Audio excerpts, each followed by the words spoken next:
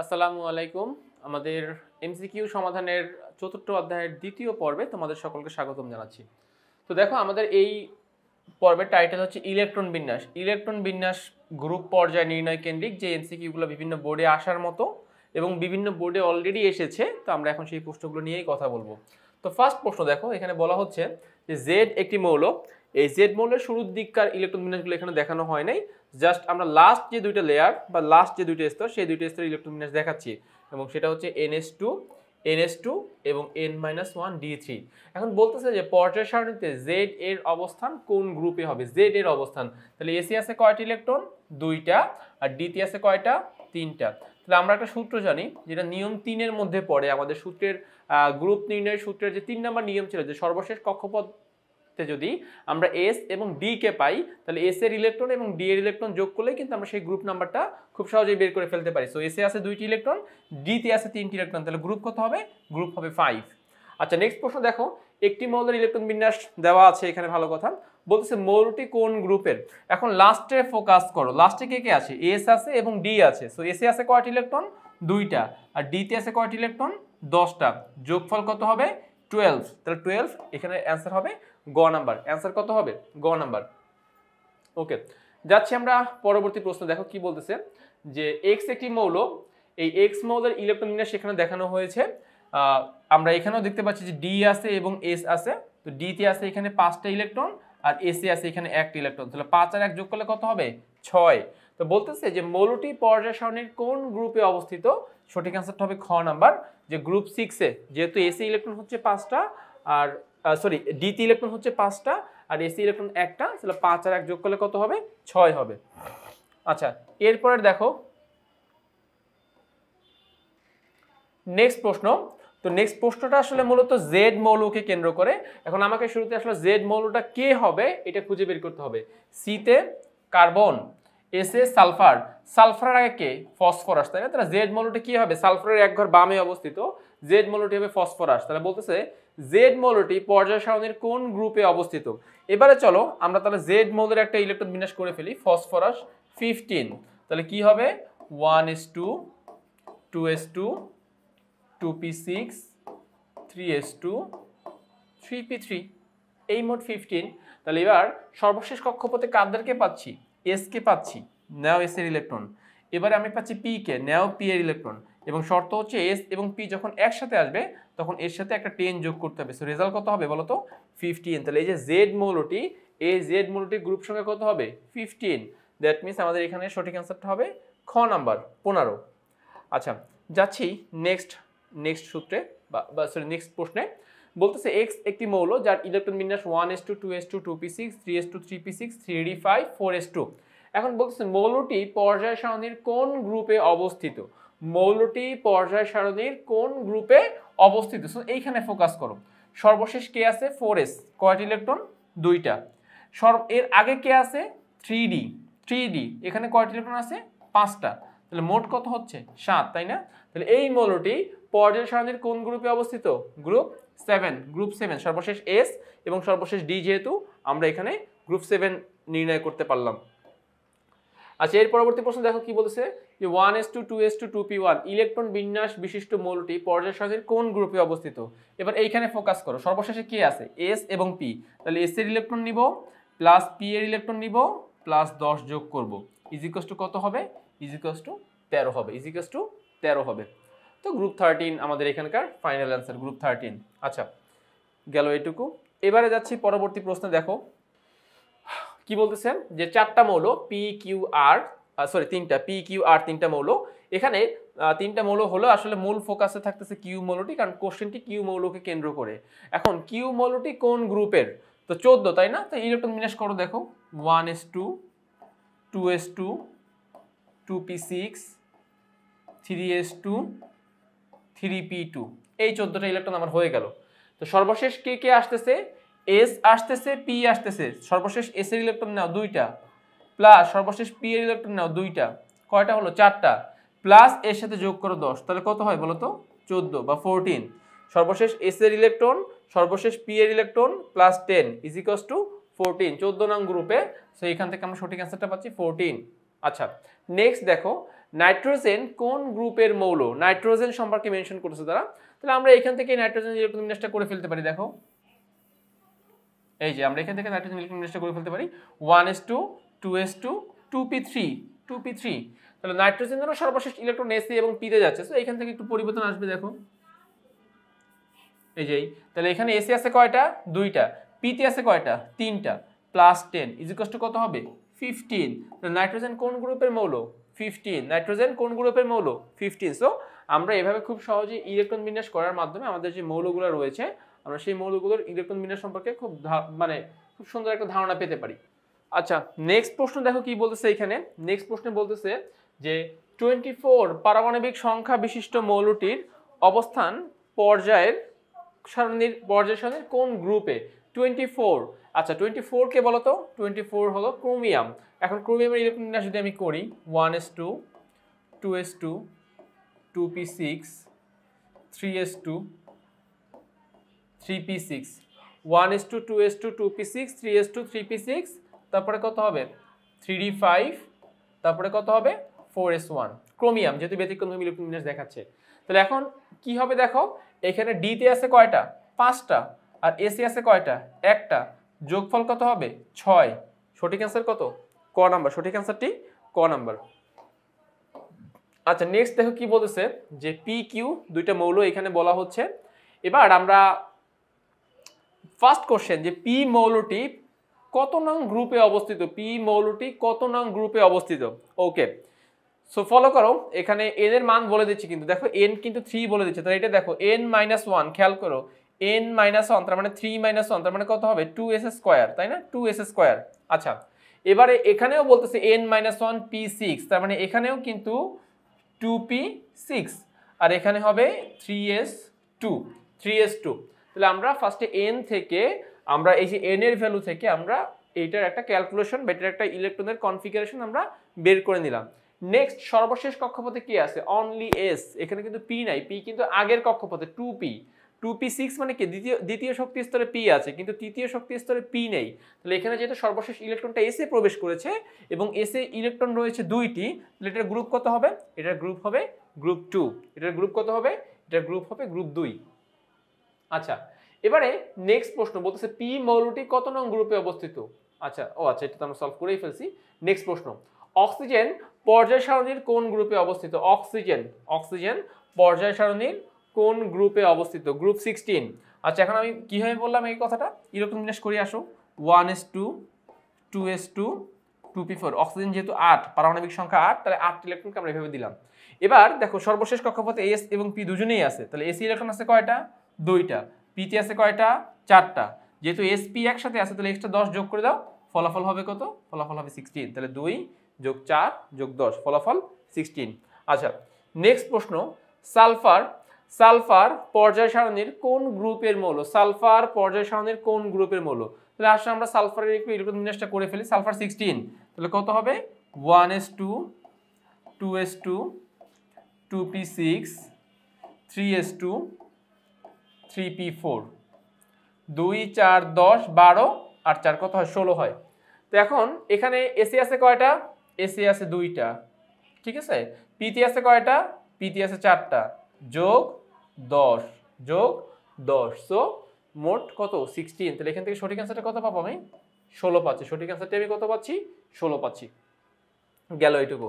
Next প্রশ্ন চতুর্থ পর্যায়ের মৌল কোনটি, চতুর্থ পর্যায়ের মৌল কোনটি অর্থাৎ কোন মৌলটি পর্যায় 4 এর। সো ম্যাগনেসিয়াম পর্যায় 3, ক্লোরিন পর্যায় 3, ক্রোমিয়াম পর্যায় 4, ক্রোমিয়ামের পর্যায় 4, এখানে আমরা যদি পর্যায় হিসাব করি ক্রোমিয়াম পর্যায় 4। নেক্সট প্রশ্ন আয়রন পর্যায় সারণীর কোন পর্যায়ে অবস্থিত, আয়রন যেহেতু ডি ব্লক মৌল আয়রন অবশ্যই পর্যায় সারণীর চতুর্থ পর্যায়ে অবস্থিত। বাট তোমরা যদি চাও যে তোমাদেরকে আমি ইলেকট্রন বিন্যাসের মাধ্যমে দেখাই তাহলে দেখো আয়রন 26, তাহলে কি হবে 1s2 2s2 2p6 3s2 3p6 4s2, এটা আমাদের আয়রনের ইলেকট্রন বিন্যাস 1s2 2s2 2p6 3s2 3p6 4s2 আয়রনের ইলেকট্রন বিন্যাস। তাহলে আয়রন পর্যায় সারণীর কোন পর্যায়ে অবস্থিত হবে, অবশ্যই চতুর্থ পর্যায়ে অবস্থিত হবে। ম্যাগনেসিয়াম পর্যায় সারণীর কোন পর্যায়ে অবস্থিত, ম্যাগনেসিয়াম পর্যায় সারণীর তৃতীয় পর্যায়ে অবস্থিত, যেহেতু 12 খেয়াল করো 2 4 10 12। সো ম্যাগনেসিয়ামের জন্য এই দুইটা আমাদের নাই। ম্যাগনেসিয়াম যেহেতু 12, তাহলে ম্যাগনেসিয়াম দেখো তো পর্যায় সারণীর সর্বশেষ পর্যায় 3, তাহলে ম্যাগনেসিয়াম পর্যায় সারণীর তৃতীয় পর্যায়ে অবস্থিত।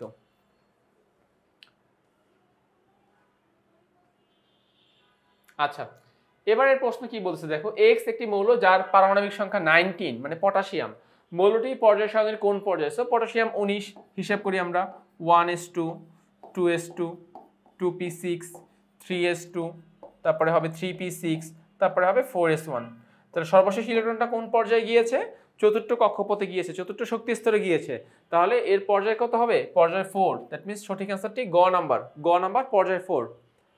আচ্ছা, আমরা এবার একটা উদ্দীপক দেখতে পাচ্ছি। দেখো এই উদ্দীপকের মধ্যে তিনটা মৌল দেওয়া আছে। একটা হচ্ছে X11, তার মানে X হবে পটাশিয়াম, এই X হবে সোডিয়াম, Y19 Y হবে পটাশিয়াম, আর Z17 Z হবে ক্লোরিন। এবারে বলতেছে এটি পর্যায় সারণীর একটি গ্রুপের খণ্ডিতাংশ। আচ্ছা, এখানে এটা 37 হবে, 37 17 না সরি 37। আচ্ছা, তাহলে বলতেছে এটি পর্যায় সারণীর কোন একটি গ্রুপের খণ্ডিত অংশ XYZ, কোন মৌলের প্রতীক নয়।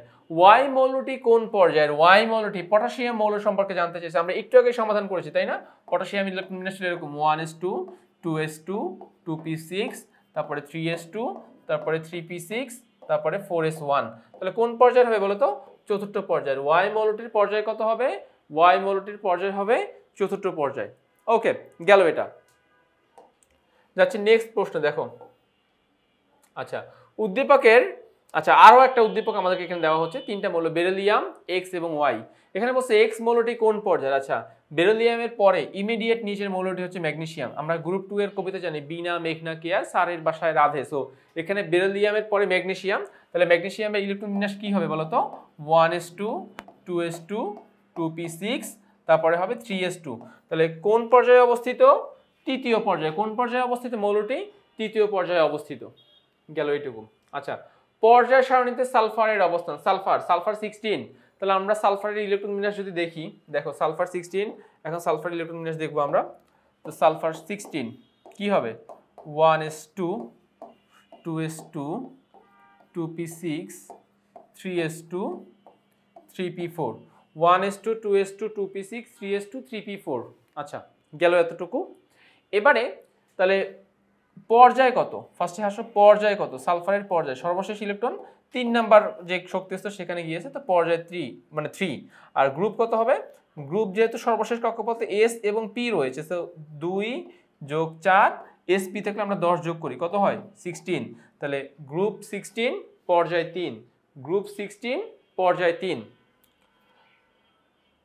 এই যে ক নাম্বার অ্যান্সারটা দেখো মিলে যাচ্ছে, তৃতীয় পর্যায় গ্রুপ 16 সালফারের ক্ষেত্রে। নেক্সট দেখো কি বলতেছে, যে এখানে আমাদেরকে একটা পর্যায় সারণীর একটা পর্যায় সম্পর্কে বলা হচ্ছে। সিলিকন, আমরা সিলিকনকে চিনি। সিলিকনের নেক্সট মৌলকে ফসফরাস, তাহলে বি মৌলটি কি হবে? ফসফরাস হবে, সালফার ক্লোরিন। আর সিলিকনের আগে তাহলে এই হচ্ছে অ্যালুমিনিয়াম মৌল। এখন বলতেছে বি মৌলটি পর্যায় সারণীর কোন পর্যায় এবং কোন গ্রুপে? ফসফরাসের কথা বলতেছে। তো দেখি আমরা এখানে ইলেকট্রন বিন্যাসটা করে ফেলি। 1s2 2s2 2p6 3s2 3p3 3s2 3p3। আচ্ছা, এবার এখান থেকে দেখো যে আমাদের সর্বশেষ ইলেকট্রনটা পর্যায় 3-এ মানে 3 নাম্বার শক্তি স্তরে প্রবেশ করেছে, পর্যায় 3। আর দেখো গ্রুপ কত হবে? এখানে এসে আছে 2টি ইলেকট্রন, সর্বশেষ এসে আছে 2টি ইলেকট্রন, সর্বশেষ পিতে আছে 3টি ইলেকট্রন, যোগ 10 কত হচ্ছে? 15। তাহলে পর্যায় 3 গ্রুপ 15, পর্যায় 3 গ্রুপ 15। সো আমরা এখান থেকে এটাকে আসলে অ্যান্সার হিসেবে নিতে পারি। ওকে, আমরা যাচ্ছি তাহলে আমাদের নেক্সট যে প্রশ্নগুলো রয়েছে সেই প্রশ্নগুলোতে দেখো। আচ্ছা, নেক্সট প্রশ্ন দেখো, কোন মৌলটির ইলেকট্রন বিন্যাসের বাইরের শক্তি স্তরে একটি ইলেকট্রন বিদ্যমান? একটি ইলেকট্রন। সো এটা কিন্তু আসলে তোমার ইলেকট্রন বিন্যাস করার কোনো প্রয়োজন নাই, আমরা এখানে চেহারা দেখেই বলে দিতে পারবো। এটাই কিন্তু শর্টকাট। আমরা জানি ম্যাগনেসিয়ামের সর্বশেষ স্তরে 2টি ইলেকট্রন থাকবে, গ্রুপ 2 থেকে এসেছে। অ্যালুমিনিয়ামের সর্বশেষ কক্ষপথে 3টি ইলেকট্রন থাকবে, গ্রুপ 13 থেকে এসেছে। ক্লোরিনের সর্বশেষ কক্ষপথে 4টি ইলেকট্রন থাকবে, 7টি ইলেকট্রন থাকবে, গ্রুপ 17 থেকে এসেছে। তার মানে এখানে সঠিক অ্যান্সারটা হবে সোডিয়াম, কারণ সোডিয়াম গ্রুপ 1 থেকে এসেছে এবং গ্রুপ 1 থেকে যারাই এসেছে তাদেরই সর্বশেষ কক্ষপথে 1টি ইলেকট্রন বিদ্যমান থাকবে। আচ্ছা, নেক্সট প্রশ্ন, ক্যালসিয়াম মৌলের ইলেকট্রন বিন্যাসের শক্তি স্তর কতটি? ক্যালসিয়ামের ইলেকট্রন বিন্যাসের শক্তি স্তর 4টি। আচ্ছা, চলো আমরা তাহলে ক্যালসিয়াম ইলেকট্রন বিন্যাসটা এখান থেকে দেখিয়ে ফেলি। ক্যালসিয়াম, তো ক্যালসিয়াম কত? ক্যালসিয়াম 20। তাহলে দেখি আমরা লিখি Ca 20, তাহলে 1s2 2s2 2p6 3s2 এটা আসলে 3p4 হবে না, এটা 3s2 3p6 4s2। তাহলে ক্যালসিয়ামের যে 20টি ইলেকট্রন, সর্বশেষ ইলেকট্রনটা কোথায় গেল? চতুর্থ শক্তি স্তরে গেল। তাহলে পর্যায় কত হবে? 4 হবে। তো এখানে অ্যান্সার হবে 4। ক্যালসিয়াম মৌলের ইলেকট্রন বিন্যাসের শক্তি স্তর কয়টি? শক্তি স্তর 4টি। ক্যালসিয়াম মৌলের ইলেকট্রন বিন্যাসের শক্তি স্তর কতটি? ক্যালসিয়াম মৌলের ইলেকট্রন বিন্যাসের শক্তি স্তর কতটি হতে পারে? শক্তি স্তর 4টি হতে পারে। আচ্ছা, নেক্সট প্রশ্ন দেখো। তৃতীয় পর্যায়ের 16 নং শ্রেণীর মৌলটির উত্তেজিত অবস্থা যোজ্যতা শক্তি স্তরে সর্বোচ্চ কতটি বিজোড় ইলেকট্রন থাকতে পারে? এখানে কিন্তু কোশ্চেনটা একটু ভালো মতো চিন্তা করতে হবে। ফার্স্টে বলছে তৃতীয় পর্যায়, দেন বলছে 16 নং গ্রুপ। তাহলে এখান থেকে তোমাকে মৌলটা চিনে ফেলতে হবে। তৃতীয় পর্যায়ের 16 নং গ্রুপের মৌল হচ্ছে সালফার, আর দ্বিতীয় পর্যায়ের 16 নং গ্রুপের মৌল হচ্ছে সালফারের উপরে যে অক্সিজেন। তো আমরা ফার্স্টে মৌলটি চিহ্নিত করলাম। এবার কি বলতেছে দেখো, উত্তেজিত অবস্থায় মানে এক্সাইটেড করলে শক্তি স্তরে সর্বোচ্চ কতটি বিজোড় ইলেকট্রন থাকতে পারে? মানে সালফারকে যদি আমরা এক্সাইটেড করি, সালফারের সর্বশেষ কক্ষপথে কতগুলো বিজোড় ইলেকট্রন হতে পারে? আচ্ছা ফাইন, এবারে দেখি আমরা সালফারকে একটু এক্সাইটেড করে। সালফার 16 কি হবে দেখো, 1s2 2s2 2p6 3s2, sorry 3s2 হবে না, হবে 3s1 3p3 3d2 এরকম। তাহলে এসে আছে কয়টি ইলেকট্রন? এসে আছে একটি ইলেকট্রন। পিতে আছে কয়টি ইলেকট্রন? পিতে আছে 3টি ইলেকট্রন, px py pz। ডিতে আছে কয়টি ইলেকট্রন? ডিতে আছে 2টি ইলেকট্রন। এইটাই। তাহলে দেখো তো সর্বশেষ কক্ষপথে তুমি এখন কয়টা বিজোড় দেখতে পাচ্ছ? 6টা। কয়টা বিজোড় দেখা যাচ্ছে? 6টা। তাহলে আমাদের এখানে দেখি 6 নামে কোনো অপশন রয়েছে কিনা এখানে। ইয়েস, এই যে আমরা পেয়েছি। এই যে তৃতীয় পর্যায়ের 16 নং গ্রুপের বিজোড় ইলেকট্রন থাকতে পারে কতটি? 6টি। তাহলে এখানে 57 এর সঠিক অ্যান্সার কত হবে? 57 এর সঠিক অ্যান্সারটা হবে গ নাম্বার 6টি। গ নাম্বার 6টি। আচ্ছা 58 নাম্বার দেখো কি বলতেছে, যে ক্যালসিয়াম 2+ এর ইলেকট্রন বিন্যাস নিচের কোনটির অনুরূপ? ক্যালসিয়াম 2+ মানে ইলেকট্রন কম, তাহলে ও নরমালি থাকা উচিত 20টা। 20টা থেকে 2টা বাদ দাও, কয়টা হবে? 18টা হবে, তাই না? তাহলে 18টা ইলেকট্রন কার রয়েছে এখানে? অনলি আর্গন, যার 18টি ইলেকট্রন রয়েছে। অনলি আর্গন, যার এখানে 18টি ইলেকট্রন রয়েছে। আচ্ছা নেক্সট প্রশ্ন, নিচের কোন মৌলের ধর্ম নাইট্রোজেনের সাথে মিল রয়েছে? কোন মৌলের ধর্ম নাইট্রোজেনের সাথে মিল রয়েছে? ফসফরাস। আচ্ছা যেহেতু বলতেছে ধর্মের কথা, ধর্ম বলতে কি ইলেকট্রন বিন্যাস বলো, তারপরে বিক্রিয়ার কথা বলো, নাইট্রোজেনের সাথে ফসফরাসের মিল রয়েছে, কারণ নাইট্রোজেন যেই গ্রুপের মৌল, ফসফরাস ঠিক সেম গ্রুপের মৌল। সো এখান থেকে সঠিক অ্যান্সার হবে ফসফরাস। আচ্ছা নেক্সট প্রশ্ন দেখো, ইলেকট্রন বিন্যাসের নিয়ম অনুসারে গ্রুপ নির্ণয়ে কোন মৌলটি ব্যতিক্রম? মানে আমরা যে গ্রুপ যে নির্ণয় করি, সেই গ্রুপ নির্ণয়ের ক্ষেত্রে এখানে আসলে কার ধর্মটা ব্যতিক্রম? হিলিয়াম। কেন বলো তো? কারণ হিলিয়ামের ইলেকট্রন বিন্যাস হয় 1s2। নর্মাল যদি তুমি গ্রুপের কথা চিন্তা করো, হিলিয়াম কোন গ্রুপে স্থান পাওয়া উচিত? হিলিয়ামের স্থান পাওয়া উচিত ছিল গ্রুপ 2-তে, কারণ এস এবং এস এর উপর 2টি ইলেকট্রন রয়েছে। হিলিয়ামের গ্রুপ 2-তে স্থান পাওয়া উচিত ছিল, কিন্তু হিলিয়ামের যে ভৌত ধর্ম অর্থাৎ নিষ্ক্রিয়তা, কারোর সাথে বিক্রিয়ায় অংশগ্রহণ করে না, কক্ষপথ পরিপূর্ণ এবং ভৌত অবস্থা গ্যাসীয়, এই যে ব্যাপারগুলো থাকে, এই ব্যাপারগুলোর কথা চিন্তা করে হিলিয়ামকে আমরা গ্রুপ 2-তে স্থান না দিয়ে আমরা হিলিয়ামকে কোথায় স্থান দেই? আমরা হিলিয়ামকে স্থান দেই গ্রুপ 18-তে। আচ্ছা যাচ্ছি পরবর্তী প্রশ্ন। দেখো কি বলতেছে, যে এ পর্যায় সারণীর চতুর্থ পর্যায়ের একটি মৌল A2+ আয়নের সর্বশেষ শক্তি স্তর ডি অরবিটালে 6টি ইলেকট্রন রয়েছে। আচ্ছা এখন আমি কার কথা বুঝবো যে 6টি ইলেকট্রন রয়েছে? খেয়াল করো, এটা কিন্তু তোমাদের একটু করেই দেখাই। তাহলে এখানে একটা কথা বলছে যে A2+ আয়ন, খেয়াল করো A2+ আয়নের সর্বশেষ যে ডি, তো ডি শুরুই হয় 3D থেকে। 3Dতে ইলেকট্রন রয়েছে কয়টা? 6টা। তাহলে এখন এর আগে ফিল আপ করো। 3D 6টা হলে 3Pতেও 6টা ছিল, 3S এ কয়টা ছিল? 2টা ছিল। 2Pতে কয়টা ছিল? 6টা ছিল। 2S এ কয়টা ছিল? 2টা ছিল। তাহলে 1S এ কয়টা ছিল? 2টা ছিল। সো ফার্স্ট আমরা এরকমভাবে ইলেকট্রন বিন্যাসটা করলাম। নেক্সট তো দেখো ইলেকট্রনগুলো একটু কাউন্ট করি। 2 4 10 12 18 19 20 21 22 23 24, 24টা। তাহলে A2+ এ ইলেকট্রন আছে 24টা। তাহলে 2+ মানে কি? সে 2টি ইলেকট্রন ত্যাগ করেছে, 2টি ইলেকট্রন ত্যাগ করার পর তার 24টা হয়েছে। তাহলে সেই দুইটা যদি অ্যাড করো তাহলে কত হয়? 26, 26। তাহলে এ মৌলটি কে মূলত বলতো? এ মৌলটি হলো মূলত আয়রন। কি হবে? আয়রন। তাহলে এখানে বলতেছে এ মৌলের প্রতীক কোনটি? এ মৌলের প্রতীক আর কেউ নয়, এ মৌলের প্রতীক হবে Fe। এ মৌলের প্রতীক কি হবে? এ মৌলের প্রতীক হবে Fe। আচ্ছা গেল, আমরা এটুকু বুঝতে পেরেছি। আচ্ছা নেক্সট, উদ্দীপকের A2+ আয়নটি, মানে A2+ বলতে মূলত বোঝানো হচ্ছে কাকে? Fe2+ কে বোঝানো হচ্ছে। Fe2+ আয়নটি বলতেছে ইলেকট্রন ত্যাগে সক্ষম, ইয়েস সত্য। ইলেকট্রন গ্রহণে সক্ষম, এটাও তো সত্য। কিভাবে দেখো, 2+ যদি আরো একটা ইলেকট্রন ত্যাগ করে কি হবে, Fe3+ হবে, তাই না? Fe3+ হবে। আবার 2+ যদি ইলেকট্রন সরাসরি গ্রহণ করে ফেলে, 2+ + 2 ইলেকট্রন, তাহলে কি সে নরমাল Fe তে পরিণত হবে, নরমাল Fe তে পরিণত হবে। এবং এবং দেখো যেটা বলতেছে যে আমাদের এখানে আকারের কথা মেনশন করেছে যে আকারে A অপেক্ষা ছোট, অর্থাৎ এখানে যে দুইটা মৌল, একটা হলো A, একটা হলো A, আর একটা হচ্ছে A2+। এখন A মৌলটি কে? A মৌলটি হলো Fe, তাই না? A মৌলটি হচ্ছে Fe। ইভেন A2+ কে হবে? A2+ হবে আমাদের Fe2+। এখন বলো তো কার আকারটি ছোট হবে? আমাদের আকার ছোট হবে A2+ এর। কেন বলো তো? কারণ A2+ এর চতুর্থ পর্যায়টি নেই। A2+ এর চতুর্থ পর্যায়টি নেই। চতুর্থ পর্যায়ের যে ইলেকট্রনগুলো ছিল সেই ইলেকট্রনগুলো ত্যাগ করার ফলে কিন্তু আমাদের ইলেকট্রনগুলো এখন তৃতীয় পর্যায়ে চলে এসেছে। সো এখানে আমাদের যেই অপশনটা দিয়েছে যে আকারে A অপেক্ষা ছোট, এটা ট্রু। তো 62 এর তিনটা পয়েন্টই আমরা সঠিক পাচ্ছি, তাহলে আমাদের সঠিক অ্যান্সারটি কত হবে? 62 এর সঠিক অ্যান্সারটি হবে ঘ নাম্বার। 62 এর সঠিক অ্যান্সারটি কত হবে? ঘ নাম্বার। আচ্ছা, নেক্সট প্রশ্ন দেখো, নেক্সট প্রশ্ন কি বলতেছে, পর্যায় সারণীর মূল ভিত্তি কি? পর্যায় সারণীর মূল ভিত্তি কি? পর্যায় সারণীর মূল ভিত্তি এখন বর্তমানে যেটা আমরা হিসাব করি আধুনিক পর্যায় সারণীতে ইলেকট্রন বিন্যাস। আধুনিক পর্যায় সারণীতে ইলেকট্রন বিন্যাস, কেননা তুমি গ্রুপ এবং পর্যায় নির্ণয় সব থেকে একদম প্রপার যে ওয়ে রয়েছে সেটা ইলেকট্রন বিন্যাসই, যার মাধ্যমে আমরা কোনো পর্যায় সারণীতে কোনো মৌলের অবস্থান খুব সহজে নির্ণয় করতে পারি। আচ্ছা, নেক্সট প্রশ্ন কি বলেছে দেখো, পর্যায় সারণীর ব্যতিক্রম কোনটি? অর্থাৎ এখানে দেখো চারটা অপশন, যে হাইড্রোজেনের অবস্থান, হিলিয়ামের অবস্থান, ল্যান্থানাইড, সবগুলো। অ্যান্সার হবে কি?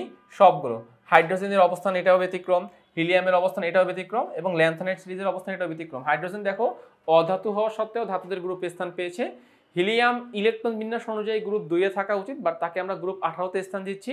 নাম্বার 3, ল্যান্থানাইড সিরিজের মৌলগুলোকে কিন্তু ওই গ্রুপের মধ্যে রাখা হয় নাই, বরং নিচে আলাদাভাবে স্পেশালভাবে সেট করা হয়েছে। তো এই সকল কিছুই কিন্তু ব্যতিক্রম ধর্ম প্রমাণ করে। তাহলে এই জন্য আমরা সবগুলো যেহেতু নিচ্ছি, তাহলে আমাদের সঠিক অ্যান্সারটা হবে ঘ নাম্বার। ওকে, তো তাইলে আমি আশা করতেছি তোমরা এই পর্বের যেই এমসিকিউর যেই অ্যান্সারগুলো আমি তোমাদেরকে দেখিয়েছি সেগুলো তোমরা বুঝতে পেরেছো। নেক্সট পর্বে আবার তোমাদের সাথে দেখা হবে।